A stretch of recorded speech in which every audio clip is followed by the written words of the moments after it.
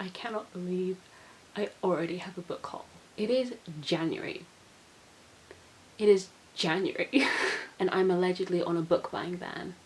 Yeah, I have a book haul in January. And this isn't even my books I got for Christmas haul. I already did that. So this is more books. My bank account hates me.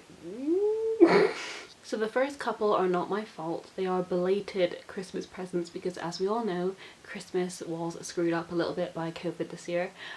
So we couldn't do our regular Christmas. So my lovely friend B and I always exchange gifts on Christmas Day, but obviously we couldn't do that this year. But she only lives about 10 minutes away, so on the 27th, I think it was, she came to my garden. We were distanced, we were masks, we were very cold, and we exchanged gifts in the dark. So that was very fun and cold.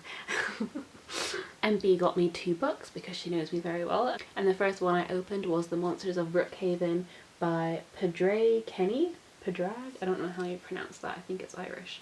And I believe this is a middle grade novel, and it kind of gives me haunted house vibes. I mean, that's what I got from the cover, the absolutely stunning cover. I'm not gonna lie, I didn't need to know a lot about this book apart from the cover. I mean, that's the power of good cover design, right? You look at it and you're like, that's my vibe. The back just says, sometimes the monsters take us. Sometimes we become the monsters. So I think it follows a little girl who moves into this new big haunted house, and then some strange goings on occur, as they often do in big old houses. The blurb says, when the magical glamour protecting her unusual family from the human world is torn and an orphaned brother and sister stumble upon Brookhaven, Mirabelle soon discovers that friendship can be found in the outside world.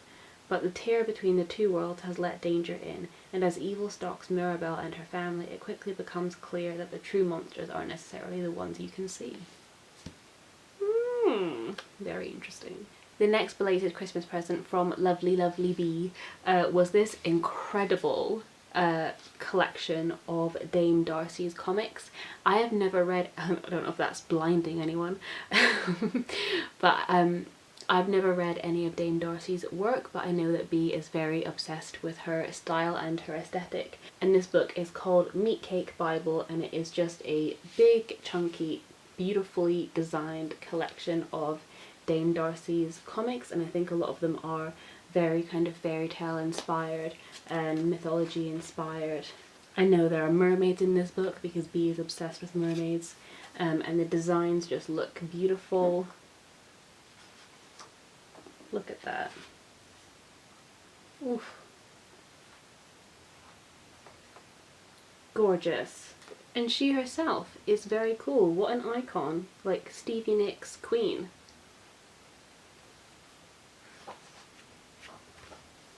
Oh my god, look at her, just living her best life. I love that.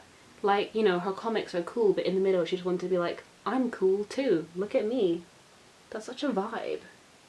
Do you think I could get away with that in like a published novel? Just like have a little photo shoot in the middle, like, hey, it's me.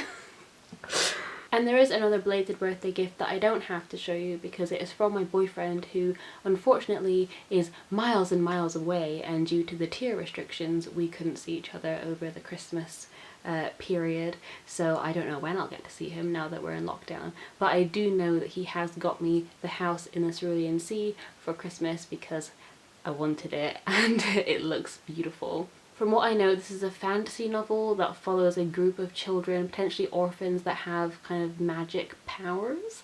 I don't know a lot about it. I quite like going into my books blind. If you couldn't tell by all of the book hauls that I do, I rarely know what exactly a book's about before I go into it, and therefore I give very dodgy synopses, so I apologise for that. And the next 4 books on here are completely my own fault, and it's because Waterstones had a 50% off sale that I think began on Boxing Day, and it was 50% off, and they had a lot of like new hardbacks in there, and I thought, well, I know it's just been Christmas, but who am I to say no?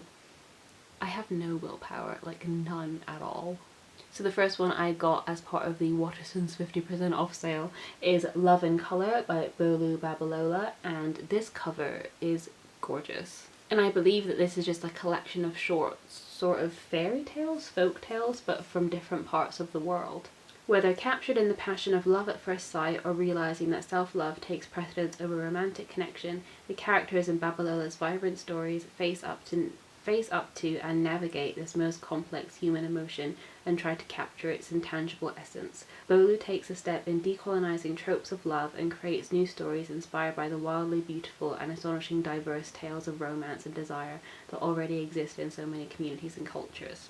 This might be a good one to read like in February around Valentine's Day, because it's about like love and different forms of love and culturally how they differ like from different places, and this just sounds wonderful. The next book that I picked up was The Betrayals by Bridget Collins. Now I know that she has another book that everyone raves about. What is that called? The Binding.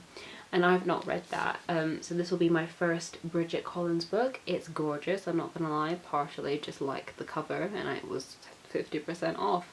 I'm a very weak person, I mean we've established that. But from the brief description they had on the website, this has dark academia vibes, and that's kind of all I need. At Montvert, an exclusive academy. You see, you say exclusive academy, you've already got me. That's all I need. If you couldn't tell, I am a jaded private school girl. At Montvert, an exclusive academy tucked away in the mountains, the best and brightest are trained for excellence in the Grand Jeu, an arcane and mysterious contest. We love a contest. Leo Martin was once a student there, but lost his passion for the Grand Jeu following a violent tragedy.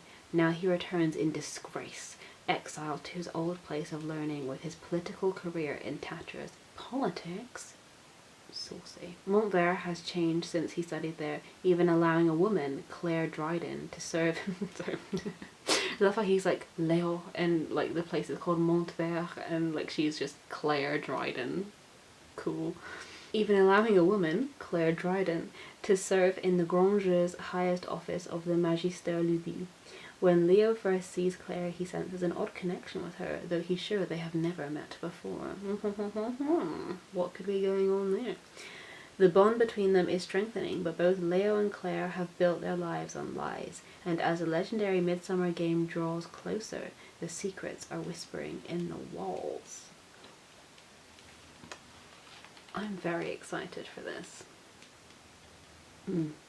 Good book smell. Let's see what the first sentence is. I'm intrigued. Tonight the moonlight makes the floor of the Great Hall into a game board.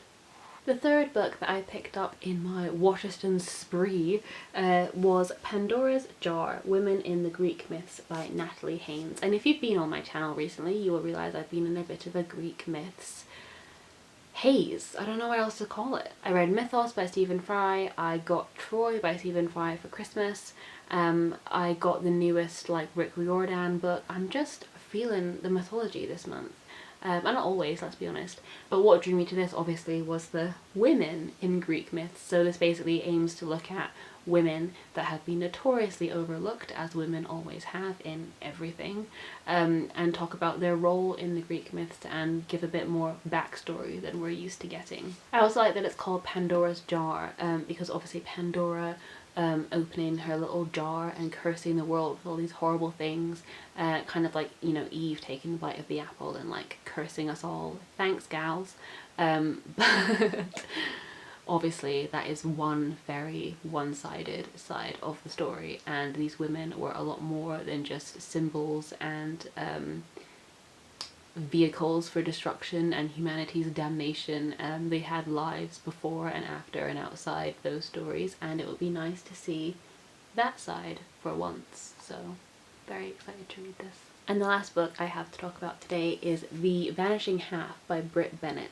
And this book has been absolutely everywhere on BookTube. And I tried not to buy into the hype because I had a huge TBR and I had so many books I needed to read. But you know, this was 50% off and it's a beautiful hardback and I just couldn't say no. And from what I remember, this book follows two twin sisters, one who is black and one who can pass for white, and it follows them as they live in very different worlds and try to navigate just life and each other and their relationship and their friends and their family. And it has an abundance of incredible reviews on the back. I don't think I've ever seen the font that small because there are just so many glowing reviews, and the cover is gorgeous. And I've heard a lot about Brit Bennett's writing. I do this thing when I'm browsing in bookshops where if a book looks interesting to me and I like the blurb, I'll skip to the first page and just like read the first sentence just to like see if it passes the test, like am I hooked?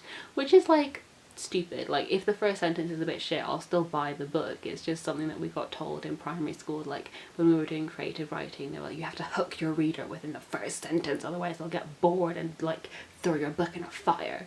And it's like, oh shit. So whenever there's a book that I like, I always see like, would it pass the first sentence test? Let me see. The morning one of the lost twins returned to Mallard, Lou LeBon ran to the diner to break the news, and even now, many years later, everyone remembers the shock of sweaty Lou pushing through the glass doors, chest heaving, neckline darkened with his own effort.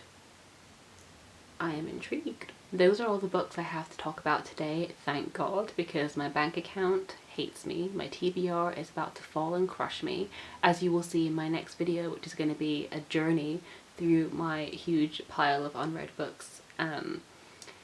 It's literally getting dangerous. Actually, it's really precarious and I'm quite scared. So good thing I bought a bunch of hardback books to like balance on top. That seems fine, right? I'm looking at it now. Oh my god, it's so big. The pile is so big. As always, if you've read any of these books, please let me know what you thought down in the comments, and I will see you very soon with another video soon. Bye.